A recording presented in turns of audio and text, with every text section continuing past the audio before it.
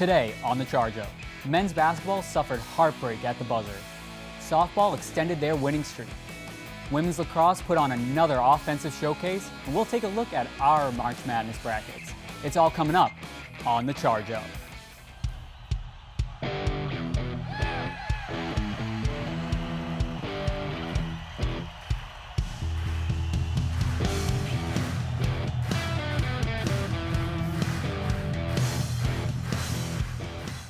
Welcome back, everyone. This is The Charge Up. I'm James Cassidy, and with me today is Devin Maida, Chris DiGeronimo, and Ethan Cardona. Guys, how was your spring break? It was fantastic. It was great. I was here. Very nice. Let's get to the action. The men's basketball season came to an end on March 17th as they were defeated by St. Anselm 70-69 in the NCAA D2 East Region semifinal. Guys, what do we see from the team in the postseason?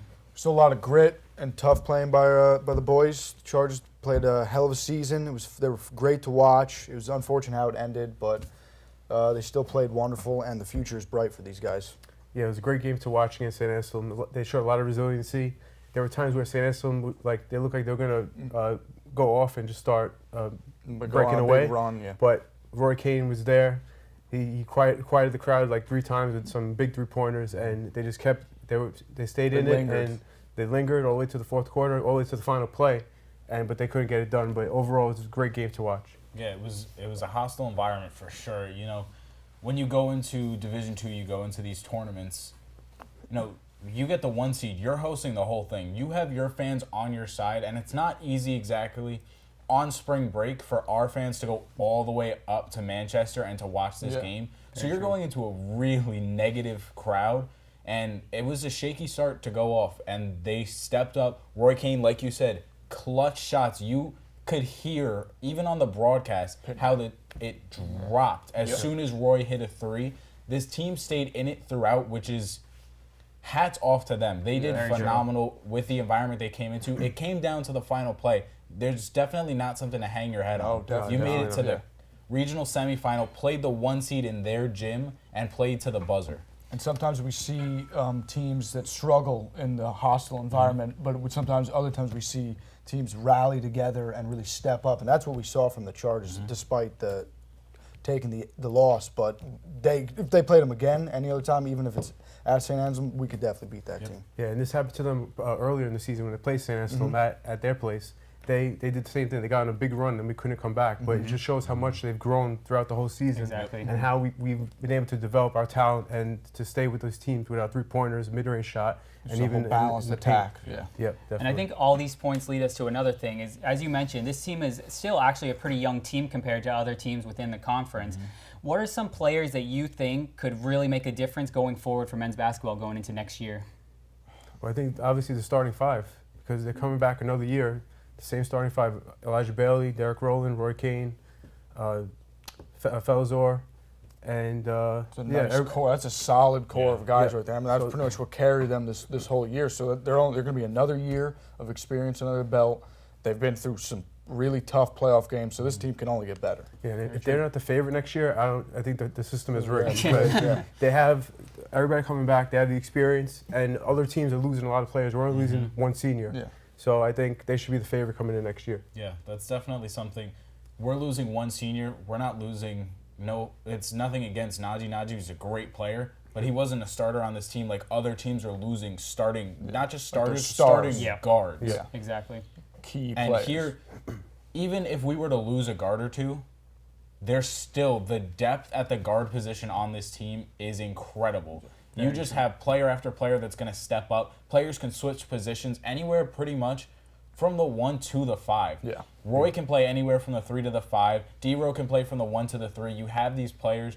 This young core, like you said, if they're not the favorite, I don't know who wrong. Something's wrong. Yeah, and going off that, your depth point, Coach Hodling only plays like 6 players. So he has this whole bench to utilize next season when he wants to move people in and out, because he hasn't really used that this season, so he could use it again next season to help develop the playing time. Yeah, I just think the one question I have for Hotalon going into next year is, where are we going to see at the center position? Felazor was great, but when Felazor got into foul trouble, you saw Najee come in. Najee's not here. So it's a matter of seeing if Roy's going to step up to the 5 and who they're going to bring in this class of 2023 that's going to step up and help them back down in the paint and be able to maintain. Because we were really good down low, defensively and offensively. We just need to see who they're going to bring in and who's going to step up next year down low. Very true. Men's basketball will return in the fall of 2019. Softball has now won 6 in a row after sweeping weekend doubleheaders against Assumption and Merrimack. Guys, what have we seen from the team over this winning streak? Well, we've seen both great hitting and pitching, which is very valuable assets to the game when you want to have a winning streak. One great player we saw over the weekend was Ava Fitzmaurice. She had 7 innings pitched, gave 2 hits, 2 strikeouts, and she's 4-0 over the last 4 starts. So it's great to have a pitcher that's been having the success over this winning streak. Yep, it's definitely something to see in the pitching.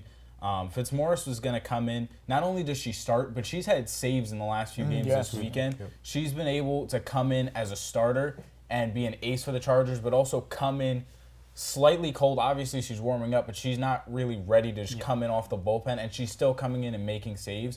We also saw a huge relief in Fitzmaurice's arm with the surprising return of Meg Butts.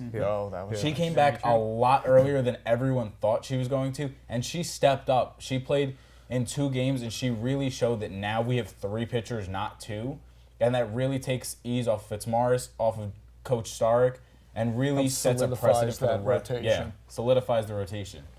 And I think another big factor that we saw from those 2 doubleheader sweeps was just on the offensive end, it wasn't just 1 or 2 players that was really producing for the offense, but it was really up and down the lineup. We saw some great performances just from people like Maddie DeRosa, from Maya Case, all these different players showing up and really doing the work for this Chargers team and really helping out those 3 pitchers that we've mentioned earlier. And that's really, like you had mentioned, that combo is going to be very dangerous, especially as we're seeing in any 10 play. Yeah, another factor that played into these wins was their stolen bases. They were 4 for 4 playing on small Sunday. Ball. And then now they're 16 of 18 on the season stealing bases. So that's great. Manufacturing runs, getting people in score position. So it's really great to see that. Yeah, definitely. I think something we need to see is we're seeing hitting. I don't think we're seeing too consistent of hitting as you go further down in the lineup.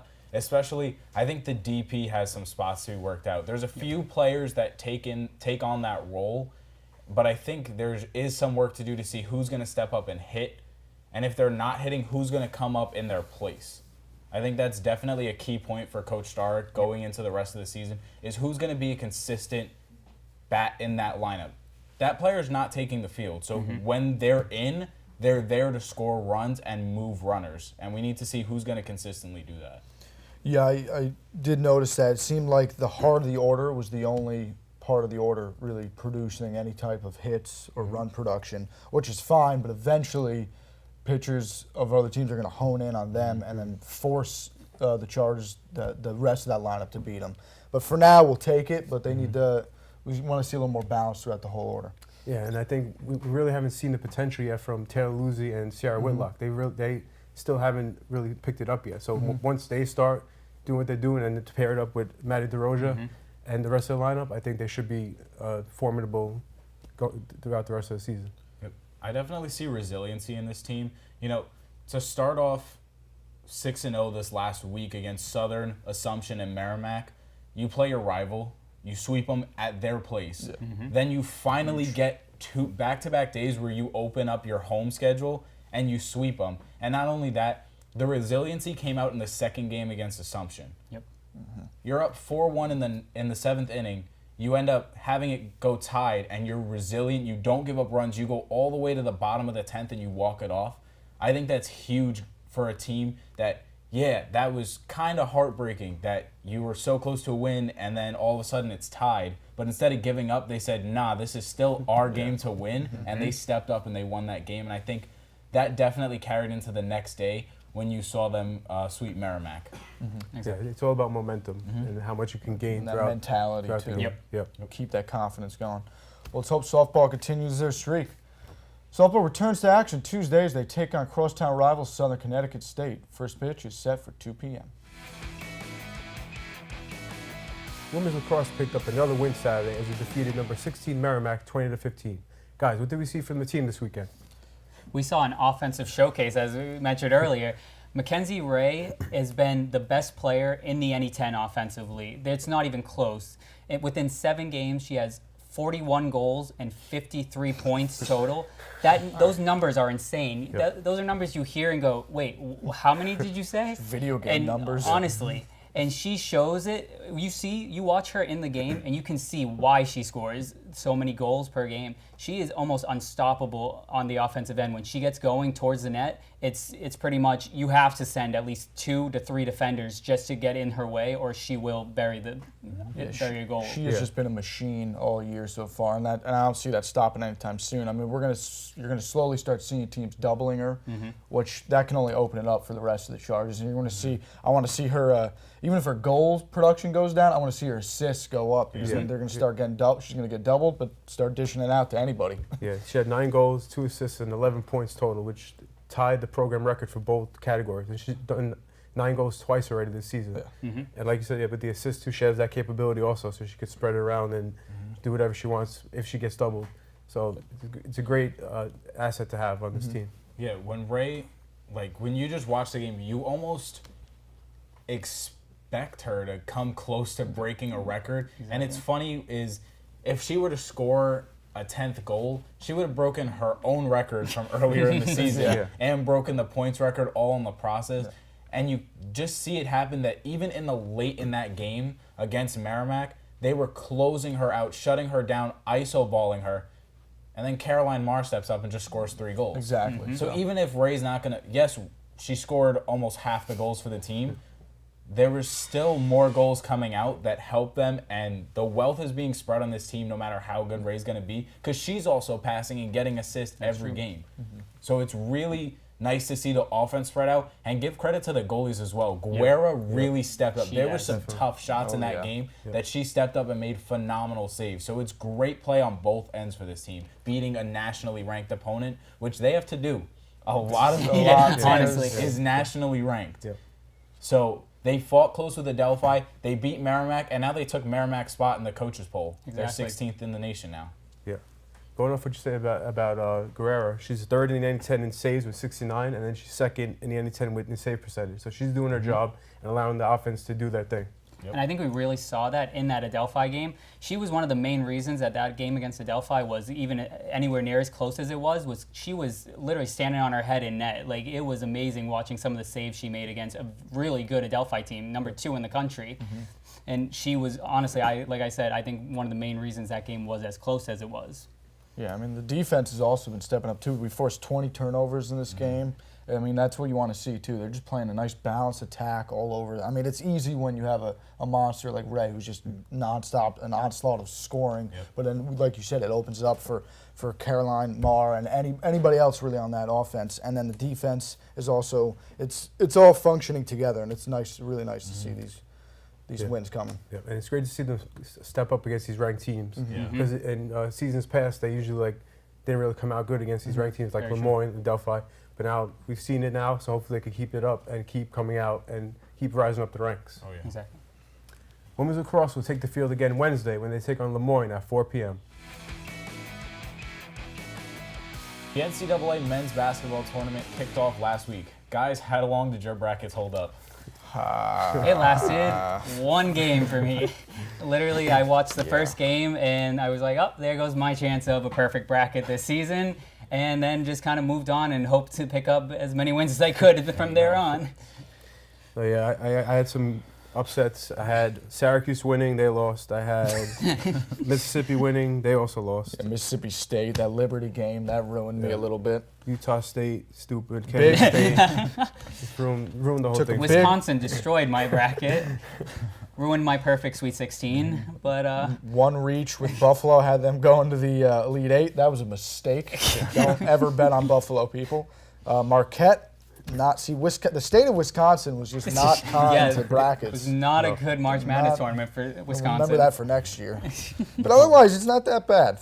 I expected a lot worse. Last year, I picked Virginia to win. Yeah, so did I. So last year did not go too well. And but the collective sigh of relief after that game when they went into halftime almost Oh, losing to a 16 seed again. Yeah, that was a bad day for me until it worked out. Mine was pretty good too. Mine lasted almost the entire first day, and then I figured, the Charger magic from preseason playing Seton Hall was going to carry through another game, and that didn't happen.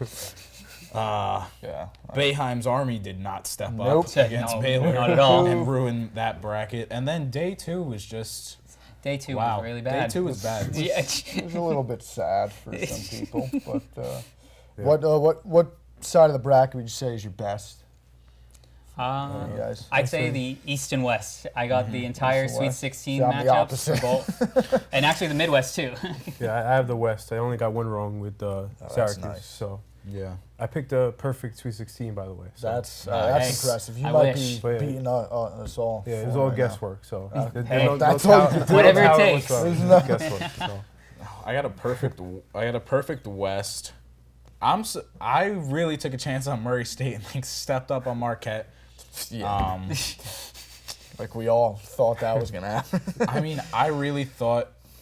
Okay, so St. John's messed up my bracket in the first 4 because I had them beating Arizona State and then have them Wow, upset so you Buffalo. went bold. You went Oh, full yeah, that's bold. a very bold No. pick right Yeah, there. but they were St. And John's. They then never show up. No, They didn't yeah. show up throughout the whole Yeah, season. at least I had Buffalo That was winning bad. their first game. Yeah, it's the So- same. After that, it was not I good. think I picked too many upsets. I think that was the problem. It was but- probably the one. See, I most think I needed to pick conservative- more Yeah, upsets okay. in my first round. That definitely would have helped me in some places. All right, so who's in your Final Four? My final 4, I have Duke, Gonzaga, Tennessee, and North Carolina, and with a final of Duke versus North Carolina. I got Duke, the Zags, Virginia, and Houston, with Duke beating Virginia in the final. I have Duke, Tennessee, Michigan, and North Carolina, and then I have Duke playing North Carolina with Duke winning. Same.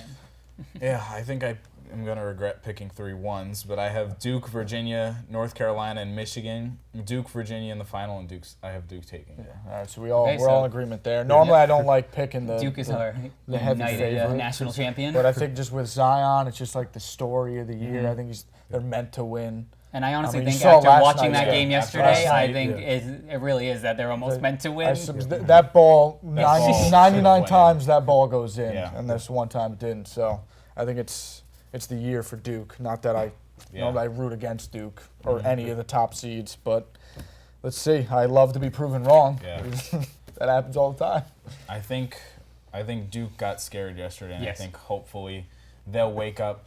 That's You got to so- understand, Go 3 on of a their tear. starters are not coming back next year. No. Yep. You got to win now, or you're not going to win it. And I think Exactly. yesterday woke them up. Definitely. But we're already Yeah. done. But let's hope we can get something out of the last few rounds of this tournament. Exactly. I just hope the madness continues because this, regardless if my bracket stays intact or not, it's just fun to watch. It's one of the best times all year. It It really is. I just want more buzzer beaters. Yes. True. That concludes our show for the evening. Be sure to pick up a copy of the Charger Bulletin Special Sports Edition coming on Tuesday. For live game streaming, visit newhavenchargers.com, and for the latest campus news, visit chargerbulletin.com. I'm James. I'm Devin. I'm Chris. I'm Ethan, and we'll see you next week on The Charge Up.